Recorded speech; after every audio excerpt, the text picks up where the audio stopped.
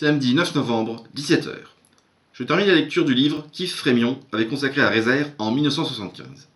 En prévision d'une causerie sur le grand artiste que j'ai promis de donner dans un mois, il m'avait paru utile de consulter l'un des rares ouvrages, probablement le seul du reste, à lui avoir été consacré de son vivant.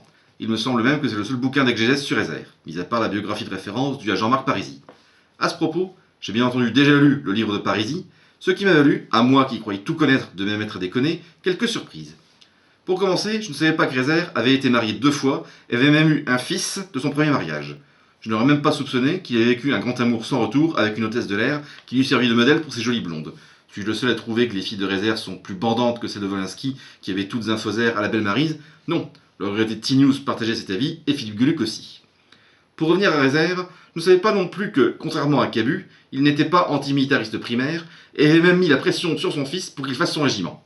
Il faut être juste, c'était moins par affection réelle pour l'armée en tant que telle que par conviction qu'il fallait en baver dans sa jeunesse pour devenir un homme. Ce que personnellement je trouve très con, mais que je peux entendre venant d'un homme dont l'enfance fut en effet une belle tartine de merde. Je ne savais pas non plus, ce qui est plus intéressant pour mes recherches, que, contrairement à Ciné, Rézère ne professait pas un athéisme radical, et rejetait moins l'idée de la transcendance que la façon dont la professait, ou plus exactement l'assénait, le clergé.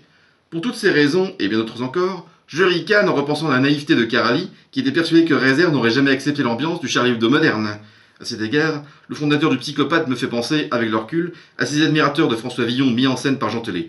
Ils n'arrêtent pas de dire que Villon aurait sûrement fait ci ou ça, et ils en oublient que l'homme auquel ils adressent ces certitudes n'est autre que le poète lui-même, toujours bien vivant. La vérité est que l'ange féroce des éditions du Square est mort trop tôt pour que l'on sache comment il aurait pu tourner. Et j'aurais tendance à formuler à son sujet le commentaire de François Morel concernant Coluche. Et oui, après tout, qui aurait pu deviner, dans les années 1970, ce qu'allait devenir Renaud, Gérard Depardieu ou Brigitte Bardot? Il n'y a aucune raison d'exclure que Rézère aurait pu mal tourner lui aussi. Bon, c'est bien joli tout ça, et le bouquin Frémion dans tout ça. Eh ben, il est à l'image de son auteur. Bavard, prétentieux, approximatif, superficiel, et finalement ennuyeux. Mais je ne saurais que trop vous conseiller de vous ruer dessus si vous avez l'occasion de vous procurer, car on y trouve des dessins et des planches de Rézère qu'on ne retrouve dans aucun autre album, pas même dans ceux de la collection Les Années Rézère, qui, pour des raisons inexplicables, ne débutent qu'en 1974. Il y a encore un gros travail d'édition de l'œuvre de Rézère à mener. Ça vaudrait le coup, par exemple, de compiler tel quel les scénarios qu'il avait crobardés pour l'Histoire de France en 100 gags. Il y a quasi unanimité pour disqualifier totalement cette série publiée dans Pilote, mais elle ne paraît négligeable que parce qu'elle avait été dessinée par un dessinateur médiocre appelé Pouzet. Sous le crayon de Rézère, ces gags sont bien plus efficaces. C'est en tout cas l'impression que j'ai eue avec les 2 pages reprises dans l'introduction de la compilation Les Années Pilotes parue chez Glénat en 2011. Il faudra que j'écrive à l'éditeur grenoblois, tiens. Tout ceci pour dire, Rézère a beau être mort depuis plus de 40 ans, il paraît plus vivant que jamais, tandis que Frémion a beau être toujours vivant, il paraît déjà mort depuis presque 50 ans. J'ai encore faire des amis, moi.